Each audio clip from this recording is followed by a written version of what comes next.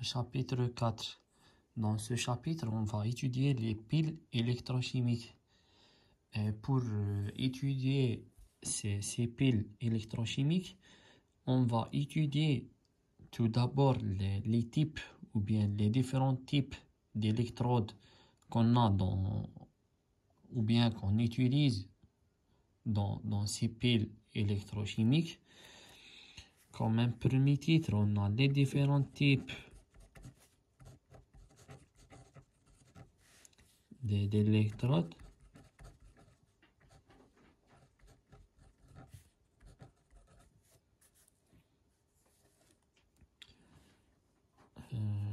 On a des électrodes du premier type. On a des électrodes qui s'appellent électrodes de deuxième type. Et on a d'autres qui sont les électrodes de troisième type.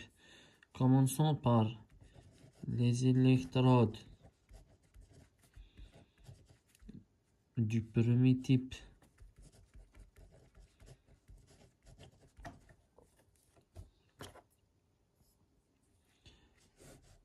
On a deux. On a l'électrode métal ion. Et on a l'électrode de référence qui est connue, l'électrode normale à hydrogène. Électrode normale à hydrogène. Commençons par l'électrode métal ion. Dans cette électrode, ou bien cette électrode, c'est un métal. On a un métal qui est solide. Ce métal plonge, ou bien ce métal il est émergé dans une solution.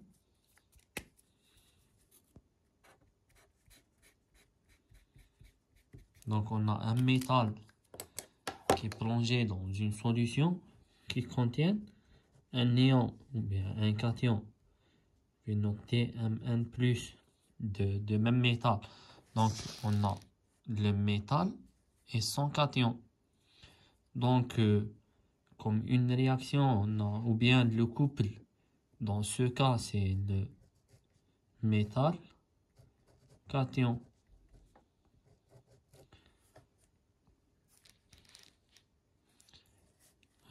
Maintenant, l'électrode normale à hydrogène.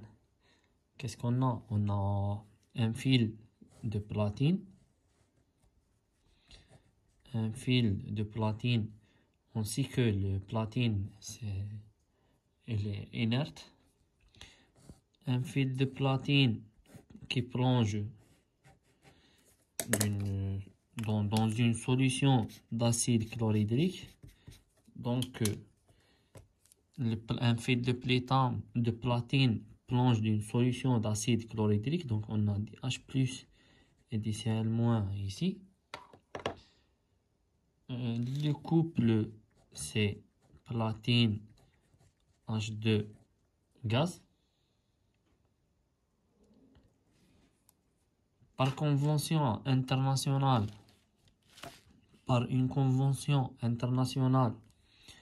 le potentiel standard du couple H+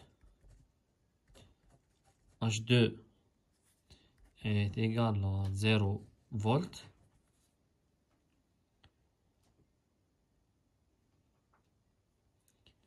Et la pression du gaz dégagé H2 est égale à 1 bar.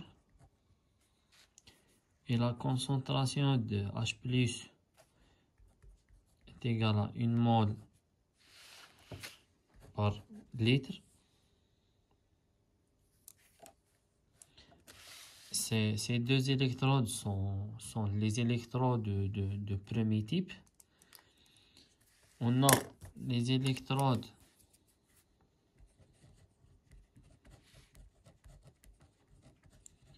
du deuxième type.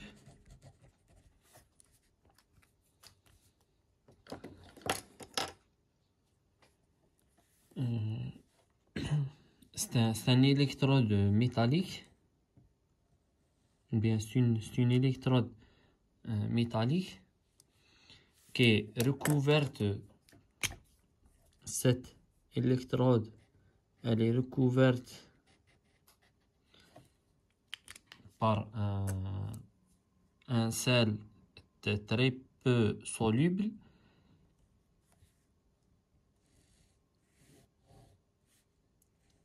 L'électrode plonge dans une solution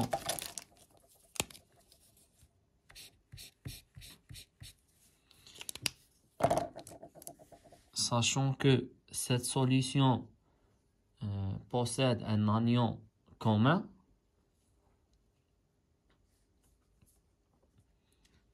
On a une notation connue pour cette électrode. On a le métal M slash MX, donc celui-là c'est le métal. On a un sel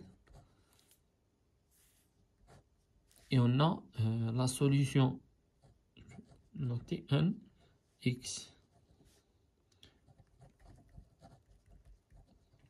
Donc c'est une électrode métallique recouverte d'un sel très peu soluble qui plonge d'une solution à un ion commun.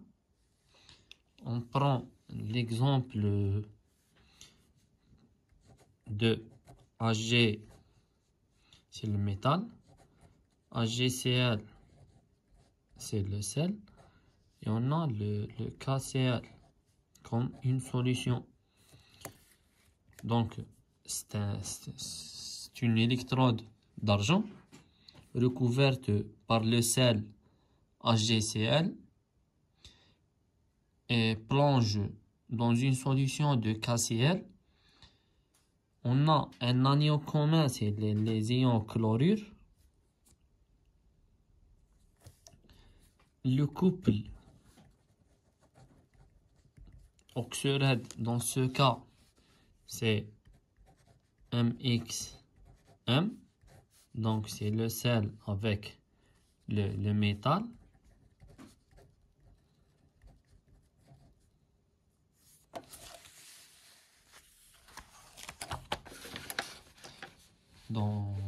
Dans cette électrode, ou bien dans ce type des électrodes, l'étude elle est basée sur l'équation ou bien la relation de Nernst.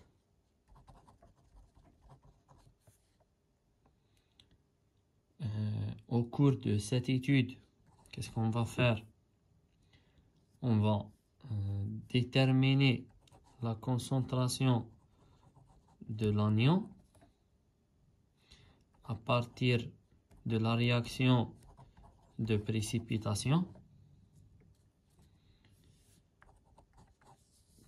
Puis, on va remplacer la concentration qu'on a déterminée à partir de la réaction de précipitation dans l'équation de Nernst. Donc, on va remplacer 2 dans 1. Puis, on va déterminer le potentiel standard du couple sel-métal.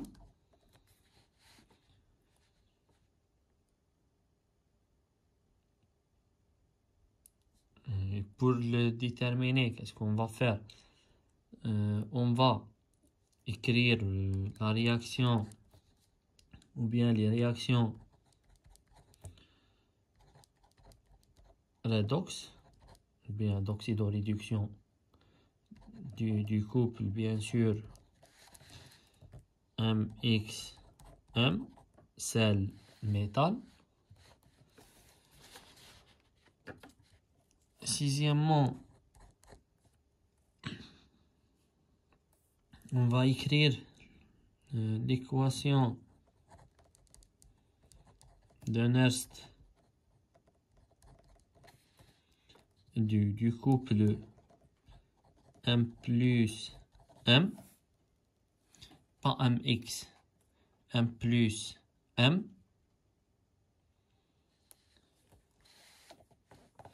Septièmement, on va faire une égalité des potentiels, sachant que, ou bien, on aura deux équations où dans ces des équations de Nernst du premier couple MX, M et du deuxième couple M plus M, on a une égalité de potentiel standard E0 du couple MXM est égal E0 du MN plus M. Le potentiel du couple, le potentiel standard du couple sel-métal égal au potentiel du couple cation du métal-métal. C'est à cause de quoi? Parce que dans ce cas, on a un seul, ou bien dans tous les cas, on a un seul potentiel standard qui caractérise le couple cation-métal, ou bien le couple oxy-red. Dans ce cas, comme si on a un changement de vêtement, c'est le même couple Mn plus M, c'est le même couple, mais le cation, il a changé sa forme. Le cation n'est pas libre dans ce cas, mais le potentiel, il reste le même.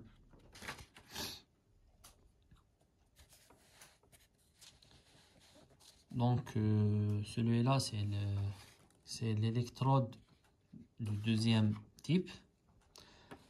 On passe aux électrodes du troisième type.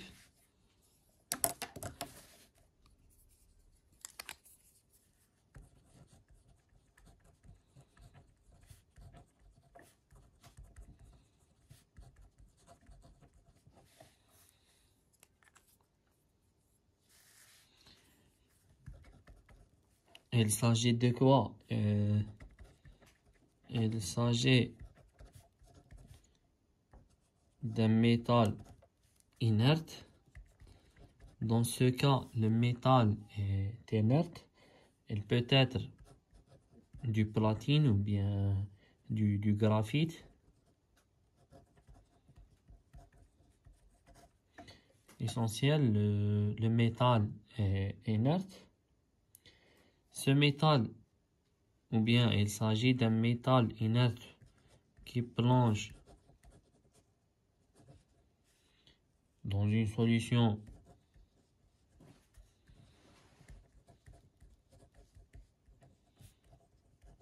redox,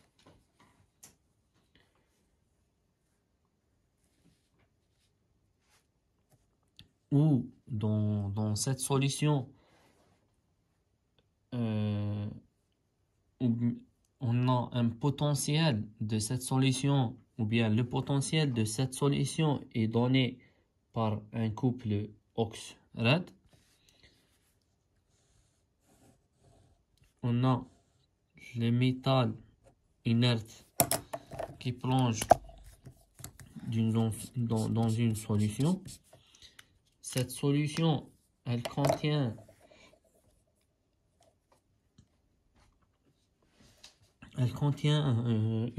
cette solution, elle contient un couple oxy-red.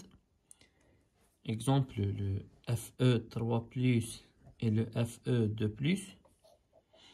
Donc, un métal inerte plonge dans une solution contient un couple oxy-red. Donc, bien sûr, le potentiel de cette solution est donné par ce couple.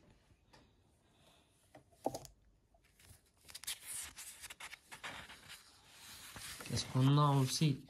On a l'électrode de référence à calomel. Électrode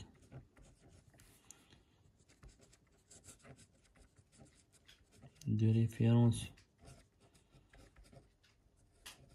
à calomel. C'est un électrode où le métal, c'est du mercure, de Hg.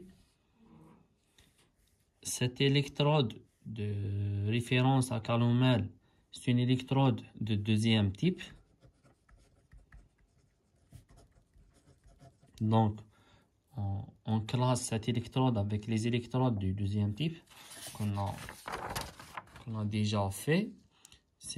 On a fait ici l'électrode où on a un métal ou bien une électrode recouverte par un sel très peu soluble qui plonge dans une solution qui contient un anion commun.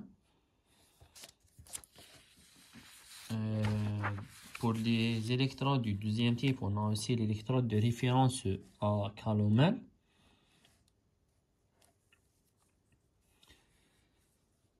Donc, et comme c'est une électrode de deuxième type, donc elle est de type M, MX, comment j'ai noté ici, NX. Elle est de type métal, sel, G2, Cl2, KCl.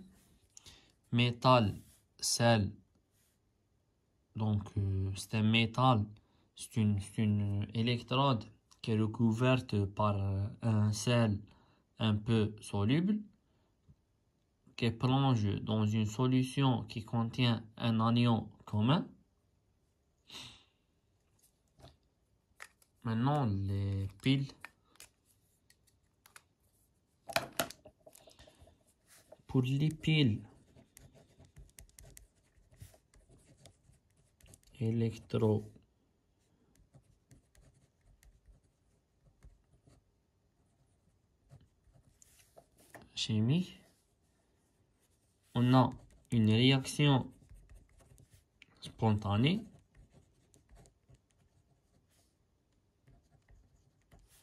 Donc, delta G inférieur à 0. Une pile électrochimique, elle est composée de deux compartiments. Donc, elle est composée, ou bien elle est composée de deux compartiments.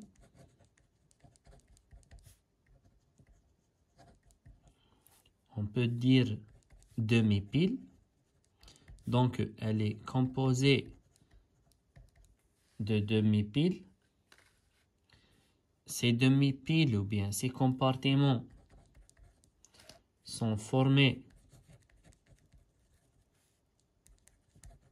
d'une électrode. Cette électrode, c'est une électrode elle peut être du premier type ou bien du deuxième type ou bien du troisième type. Donc, on a dans la pile de compartiments. Ces deux compartiments sont formés d'une électrode, ou bien chaque compartiment elle est formé d'une électrode, du premier ou bien deuxième ou bien du troisième type.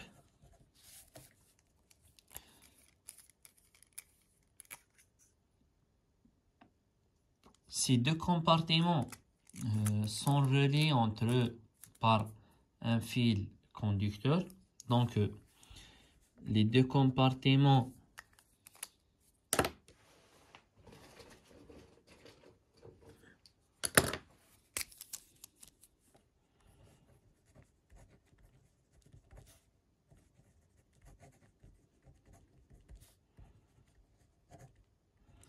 Les deux compartiments sont reliés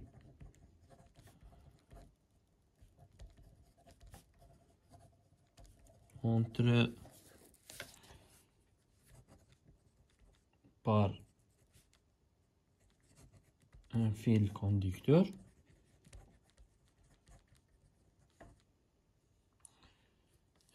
Ou bien les deux compartiments sont reliés entre eux par un fil conducteur, par un pont salin,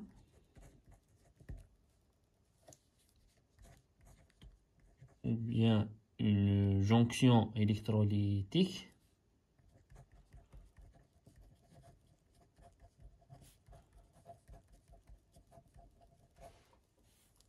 Le pont salin ou bien la jonction, elle assure le déplacement des ions. On a un déplacement des ions d'un compartiment à un autre. Le pont salin assure le déplacement des ions. Ce déplacement assure ou bien garde la neutralité des solutions. On va détailler ce point plus tard. Maintenant, la polarité de la pile. La pile possède deux pôles, un négatif et l'autre positif. Celui-là, il possède un potentiel, je vais noter un moins, et celui-là, un potentiel plus. Le pôle négatif, c'est l'anode. Et le pôle positif, c'est la cathode. Dans l'anode, on a une réaction d'oxydation. Dans la cathode, on a une réaction de réduction. Le potentiel dans la cathode est supérieur par rapport au potentiel de l'anode. Bien sûr, on a une réaction de réduction ici, on a une réaction d'oxydation à l'anode. Donc, une réaction, elle est caractérisée par quoi? Par un potentiel. Donc, le potentiel à la cathode plus est égal à, c'est par l'application de la loi de Nernst.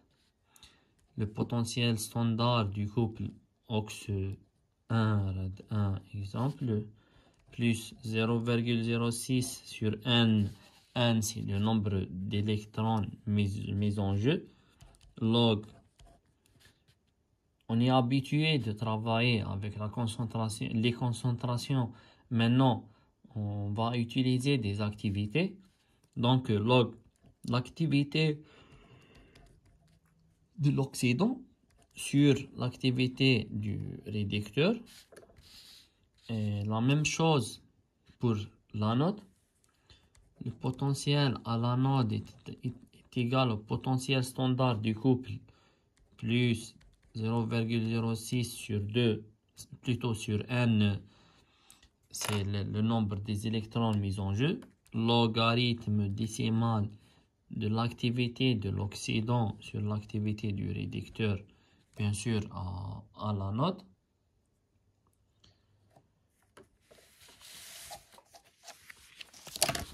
On a la force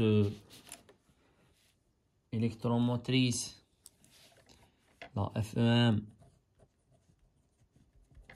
qui est égale à delta E, qui est égale à la différence entre le potentiel de la cathode et de l'anode. Donc c'est E plus moins 1 moins.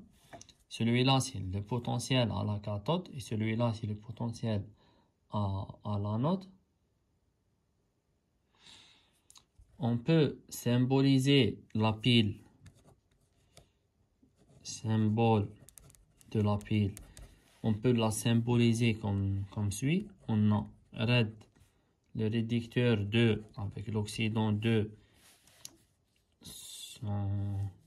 et l'oxydant 1 avec le réducteur 1 sont séparés par une jonction. La jonction, elle est symbolisée par ces deux flèches. À l'anode, le pôle négatif, c'est l'anode, on a l'oxydation. Le pôle positif, on a la réduction, c'est la cathode. Un schéma de la pile est donné comme celui-là. On a deux compartiments. Dans ces deux compartiments, on a deux électrodes qui plongent dans une solution, sont liées avec ou bien par un voltmètre. On a un pont salin qui assure le déplacement des électrons.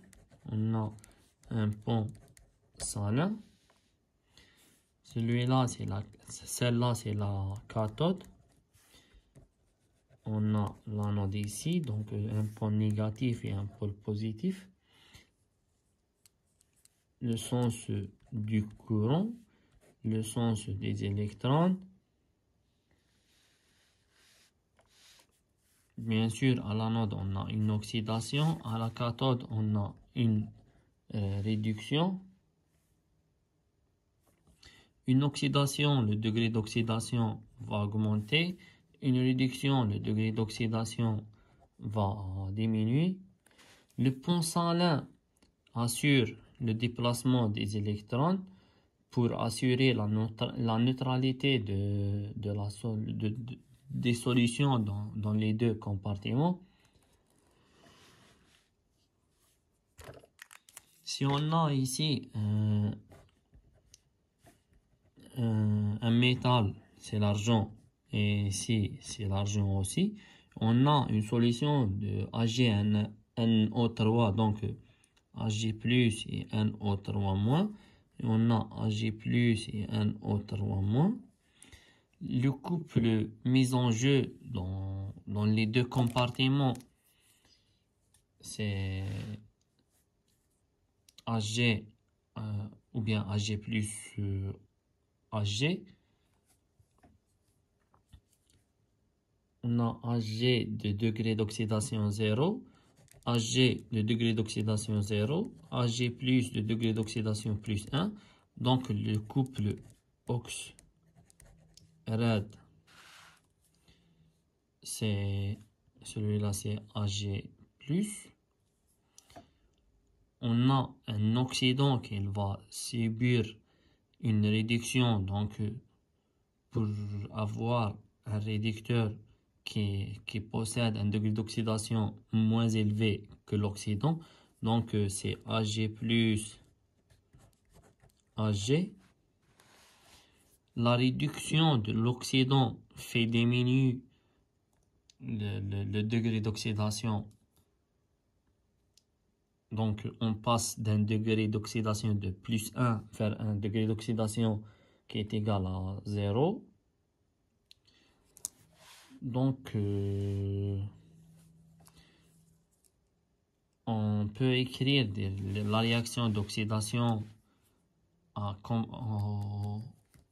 aux deux compartiments, à l'anode et à la cathode. Puis, on peut écrire les potentiels aux électrodes.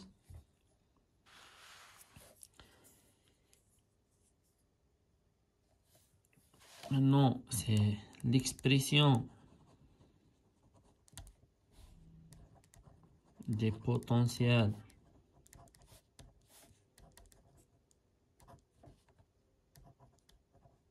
dans la pile. On a le potentiel ou bien le potentiel aux électrodes.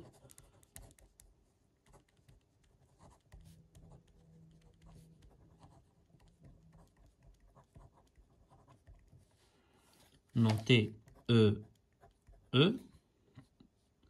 qui est égal à E plus moins E moins, le potentiel à la cathode moins le potentiel à l'anode. On a le potentiel de jonction, noté EG. Donc, la FEM, la force électromotrice globale de la pile est égale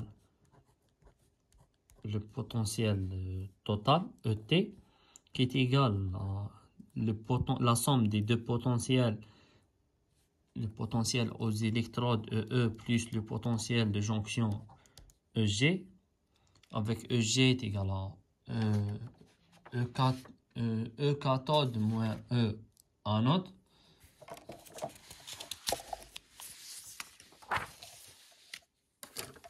On a un type connu des piles, c'est les piles de concentration.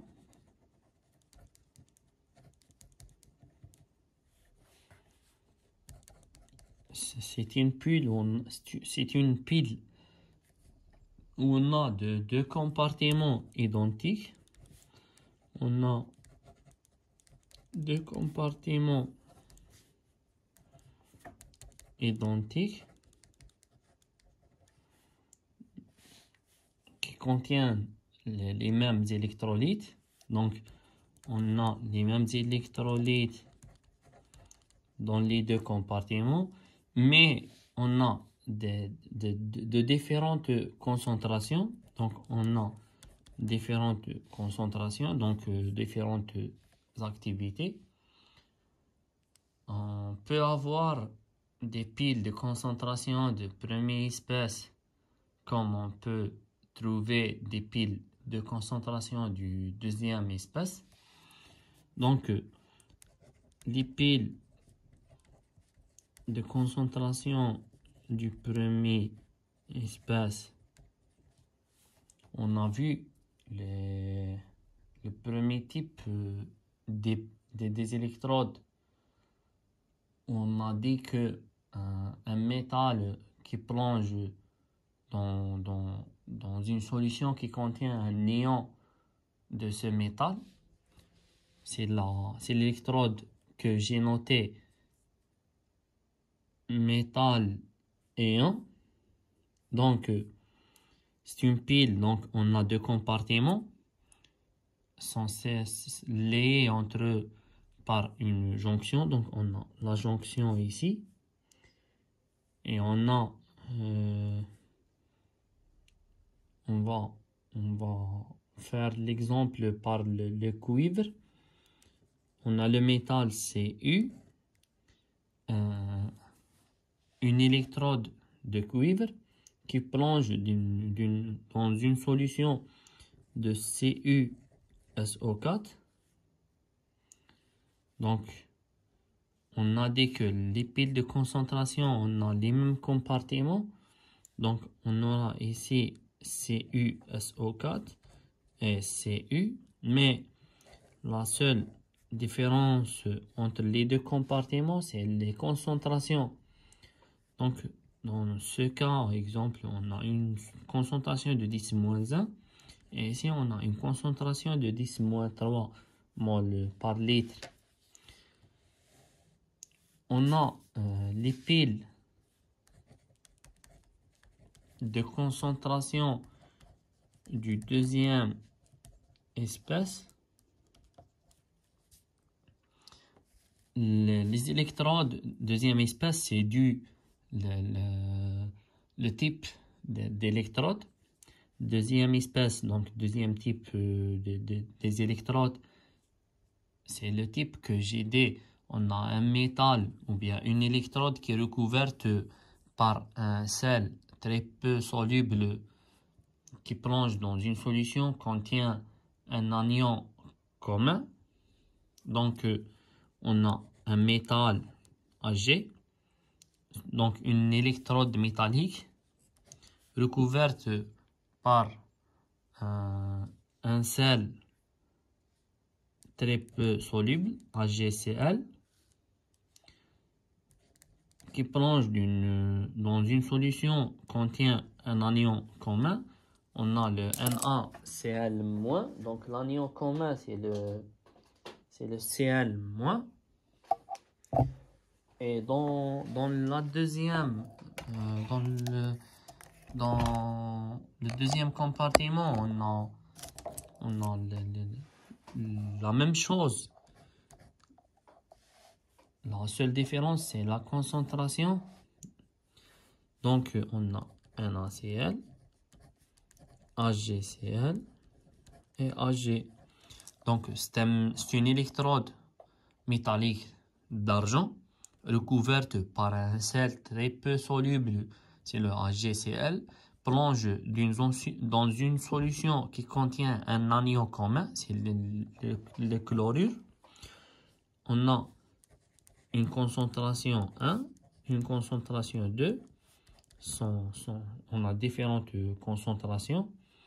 Bien sûr, un compartiment c'est l'anode, donc c'est le pôle négatif, et l'autre c'est le pôle positif, donc c'est la cathode. Dans cette étude, qu'est-ce qu'on va identifier ou bien qu'est-ce qu'on va déterminer? Donc, il faut déterminer le couple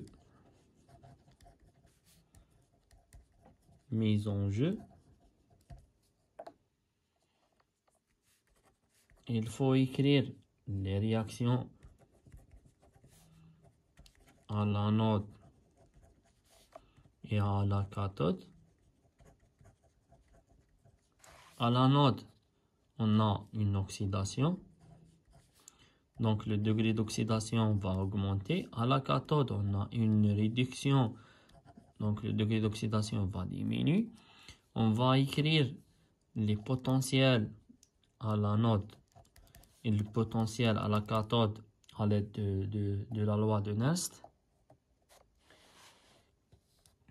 Maintenant, on a une condition pour que la pile débite.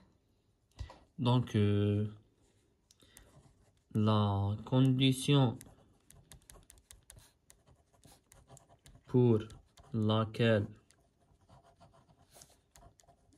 la pile fonctionne ou bien débite, il faut que la force électromotrice soit supérieure à 0, ou bien il faut déterminer que le potentiel à la cathode est supérieur par rapport au potentiel à l'anode.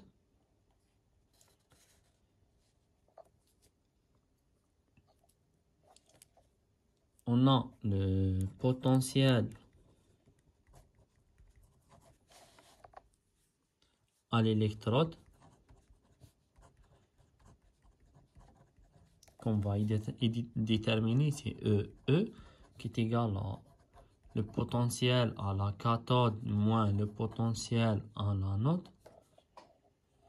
On va faire le bilan de Hittorf. On va écrire la réaction globale de la pile. À partir du bilan de Hittorf, on va déterminer le sens de la réaction. Le sens de la réaction globale, c'est un sens du perte vers le gain. Comment du perte vers le gain? Dans le bilan de Hittorf, on va trouver des nombres de transport T moins T plus T. Moins T c'est une perte et plus T c'est un gain. Donc on va passer de la perte vers le gain. Dans cette étude, on va déterminer ou bien on va définir la loi d'action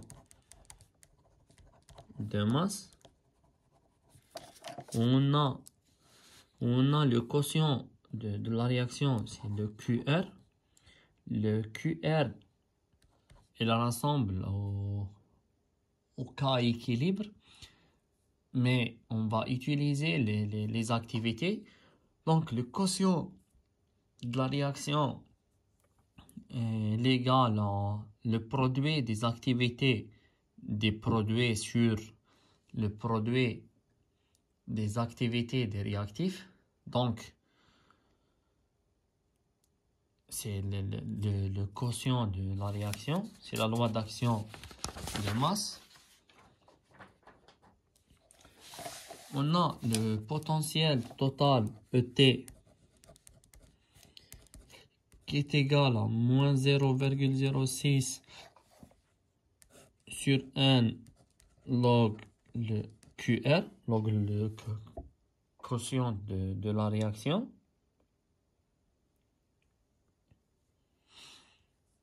Cette relation elle est déterminée à partir de delta G de la réaction.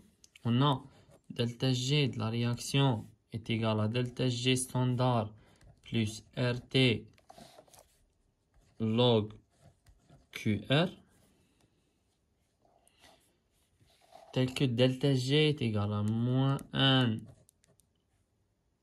fois F fois ET, F c'est la Faraday, est égal, delta G standard est égal à moins 1 fois F la Faraday fois E cathode moins E anode standard plus RT logarithme QR. Donc E total est égal E total est égal à, on va multiplier fois moins 1 les deux côtés, donc on obtient moins RT sur NF log QR. NF sur NF, donc c'est 1.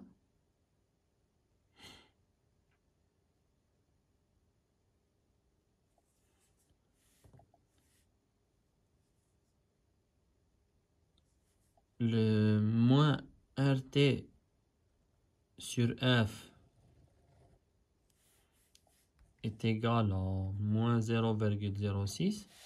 Donc, on obtient un total qui est égal à moins 0,06 sur N log QR. On a aussi le potentiel de jonction. Le potentiel de jonction, on a E total est égal à E jonction plus le potentiel à l'électrode. Donc, le potentiel de jonction est égal à le potentiel total moins le potentiel aux électrodes.